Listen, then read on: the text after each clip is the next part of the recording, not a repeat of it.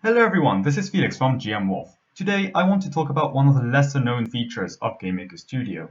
And so I first want to show this project where I have two buttons, two switches, and two LED kind of objects. And as you can see, the switches can individually turn the lights on. And if you look at my project, you can see I only have two objects, the switch and the LED object. And so you may be wondering, how is it that I am getting these switches to only interact with one of the objects? And the answer to that is that today's video is about renaming objects instances. So to explain what it is, I think it's best to first look at the objects already created beforehand.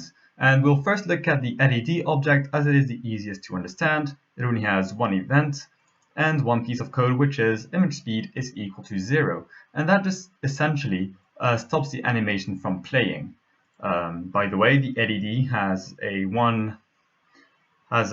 sprite which only has two image indexes, so red and green, like so. Next is the switch, which also has a sprite with two indices, and that has a create and a left press event. So let's first look at the create event. And as you can see, I have, well, first of all, on the second line, I have image speed is equal to 0. And that does the same thing. It just stops the animation from playing. But more importantly, I'm setting a variable called target to no one. And that target variable is going to be used to define what the switch is supposed to interact with. And so by default, I don't want it to interact with anything. Now let's look at the left press event. There's also a piece of code, and here what I do is I first check if the target exists. By default, it won't exist as no one does not exist. And if it does exist, it will set the image index of that target to +1. So it's going to increment the image index of the target. And it will also increment its own image index so that it can have the little animation switching. So that is it for the two objects. And you may be asking, okay, so you have the target object, which is what defines what the switch will interact with, but you're not setting it to anything anywhere. Well, actually, if we create a new room, we can see how I did the trick. So we can add in two objects like so, and two LED objects. And we can start renaming object instances. And to do so, you just have to right-click on your LED, on any object actually, and select Rename Objects Instance. And here you can choose the instance name.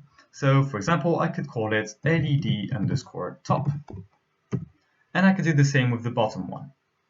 Rename object instance LED_bottom.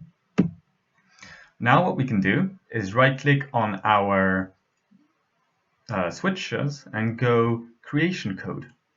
And here we have we can type a piece of code which will execute when that object is created.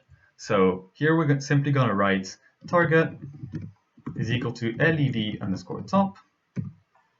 And on the bottom one, we're going to right-click it, select creation code, and target is equal to LED_bottom. And that is it.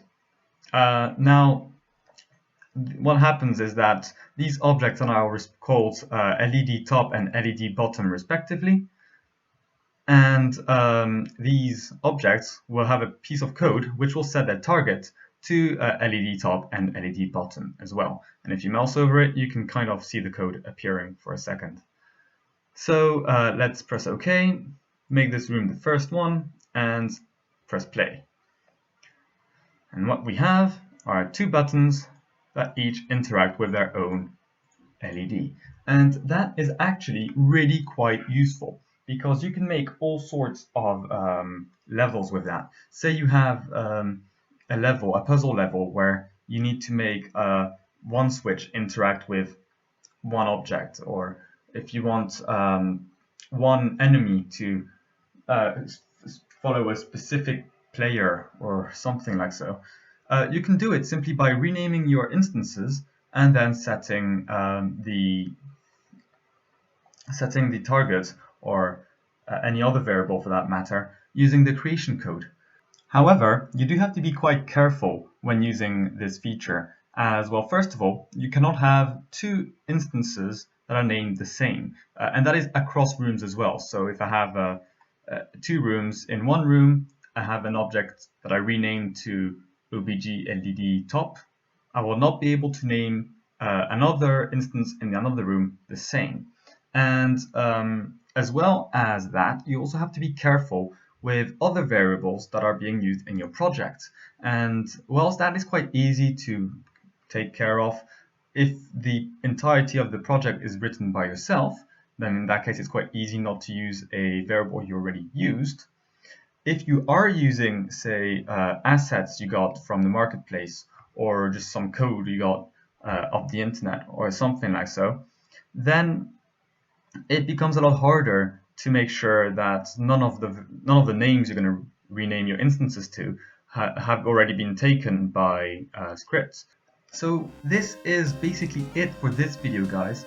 If you have liked it, please give this video a like and subscribe to see more.